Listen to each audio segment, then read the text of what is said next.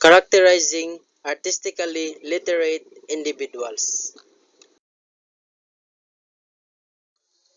Artistic literacy. When we say artistic literacy, it's a human right and teachable skill. It is the ability to connect both personally and meaningfully to works of art, and through this process, to forge connection to our humanity and the humanity of others. When we practice artistic literacy by exploring an artist's process, understanding artistic concept, and learning skills within an artistic discipline, we inspire contemplation on how human experience, challenging our beliefs and perception, and cultivate our ability to revise what we think we know. We gain entrance to works of art that may have seemed inaccessible. We experience a sense of our ownership and belonging.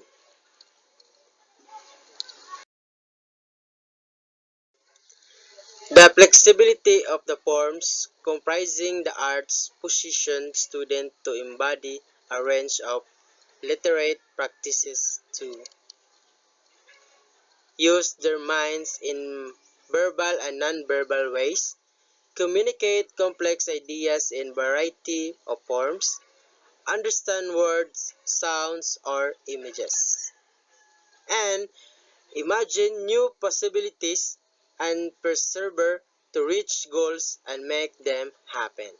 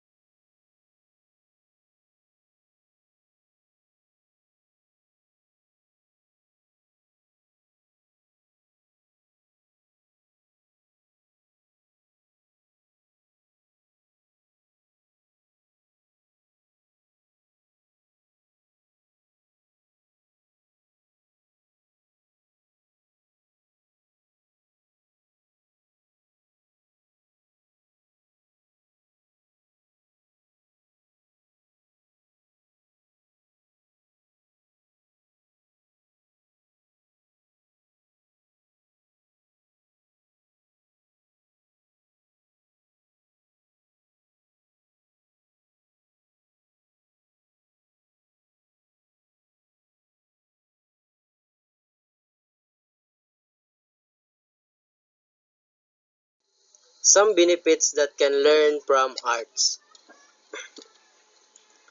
Number 1. Form and content cannot be separated. How something is said or done shapes that content of experience. Number 2. Everything interacts. There is no content without form and no form without content.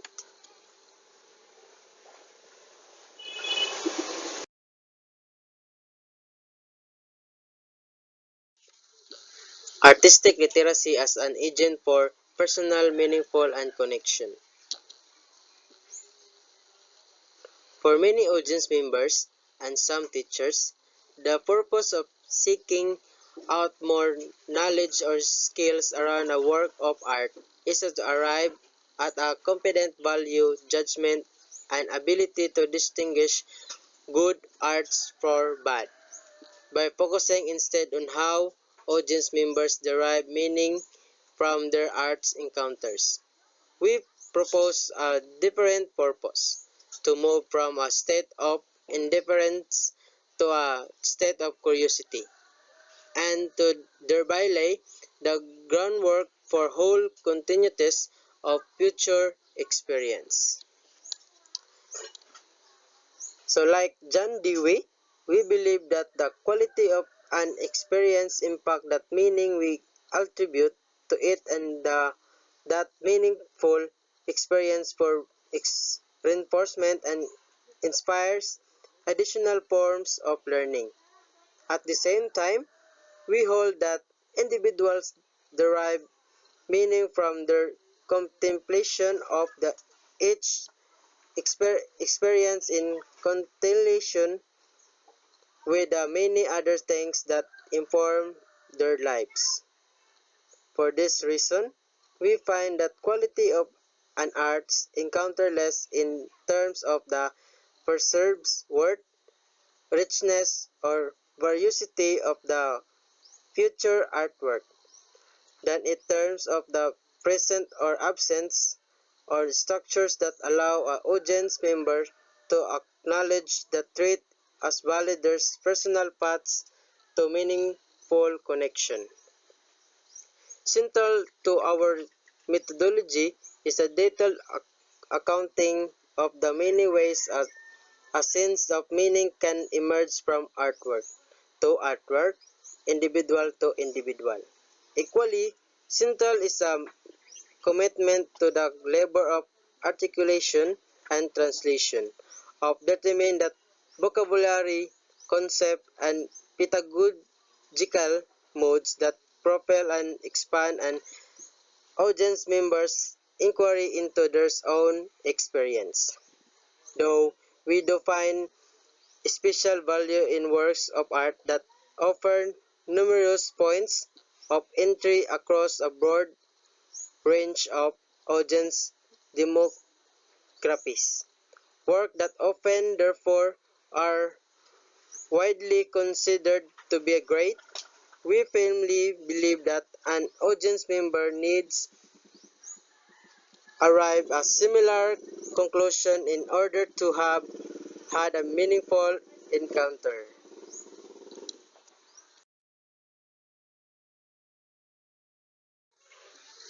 Engagement is an outcome. In the process of developing and hosting opportunities of, for artistic literacy to flourish, it can be easy to confuse potential strategies with desired outcomes. By reminding ourselves that engagement is something that must be cultivated rather than something we can simply demand or enact, we are better able to preserve and uphold the qualities of a supportive learning environment.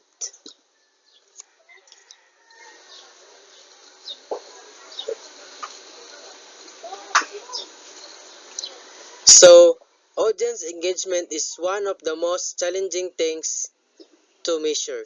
Traditional metrics like audience size, ticket sales, or attendance of satellite events give us little actual insight into the quality of depth of each individual's experience. Even observationally data like how long someone lingers at the post-performance chat, how many questions they ask, or how active they are in conversation with others can only tell us so much. So having the means to articulate or act of a sense of connection is itself a trait skill, and those who feel able to report their experiences are only a subject of those who might have something to say. Add to this the fact that the feeling of engagement may not come about immediately.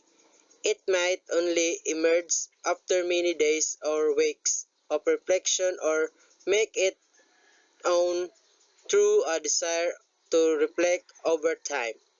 Because our goals is to support personal, meaningful connections or model prioritize strategies that encourage audience members not only to feel personally welcome to each event, but also to feel supportive and since it there's experience of an artwork, so structure, light facilitation and hospitable social spaces are all integral aspects of our events, and we keep ourselves grounded through what we call our four eyes. So The four I's are invitational, inclusionary, intentional, and intimate. So we learned that these qualities we found foundational to a learning environment are most likely to foster the outcomes we value.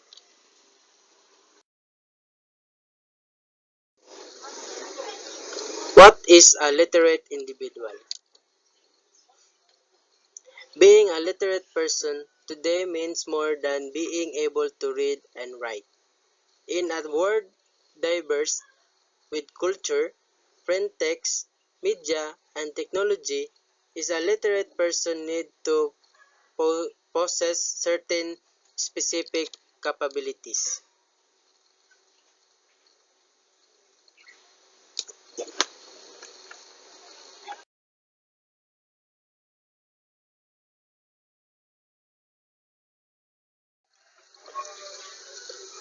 So we have seven capacity of the literate individual.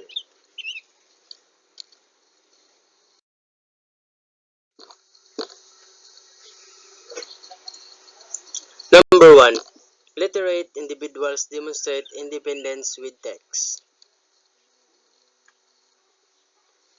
So they can independently, with little guidance from teachers and peers, comprehend varied, complex print and digital text, communicate and build on others' ideas, and understand and apply academic and discipline-specific vocabulary and convention of English.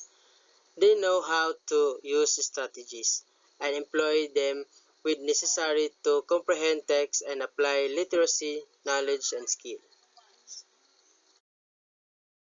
Number two, literate individuals build strong content knowledge. They acquire and share knowledge of subject matter through reading, writing, and speaking as well as research and study.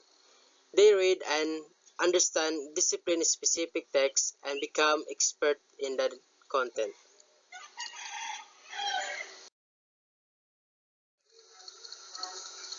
Number three, literate individuals respond to varying demands of audience, task, purpose, and discipline.